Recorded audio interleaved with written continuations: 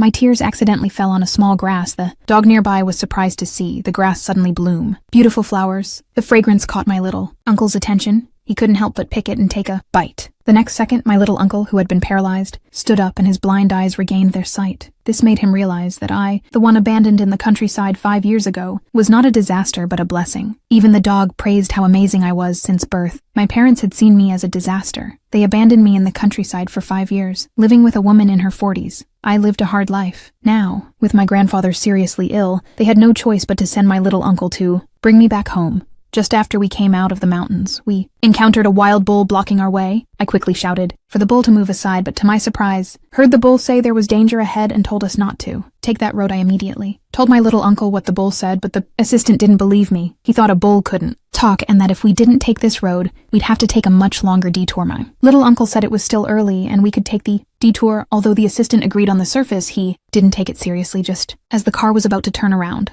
a huge rock fell from the sky and landed right in front of us. This made my little uncle even more convinced I was a blessing. Then we returned to the city. I saw my parents living well, but I was still living in a cowshed. I felt sad and my little uncle was worried because after abandoning me, my father had adopted another daughter. Then the doctor treating my little uncle arrived. He told me to go to my room and change into nice clothes. After his checkup, he would take me to see grandfather. I went to my room with the dog. The servant brought several outfits and the adopted daughter came in telling me to change into the new clothes so my parents wouldn't look down on me, but the dog warned me not to wear those clothes, saying they would make me break out in a rash when the adopted daughter tried to force me to wear them. The dog quickly kicked the clothes over and they landed on the adopted daughter immediately. She broke out in a rash. This worried my parents. The adopted daughter falsely accused me of touching her clothes, and so everyone began to scold me in their eyes. I was nothing compared to the adopted daughter, they said. After seeing grandfather, they would send me back to the countryside. But my little uncle stepped in, saying if they didn't want her, he would take her. No one paid attention to what my little uncle said, but they were shocked when they saw his legs and eyes had healed after all. My father had staged a car accident to stop my little uncle from getting the family inheritance too. Get justice for me. My little uncle immediately asked the assistant to bring the clothes and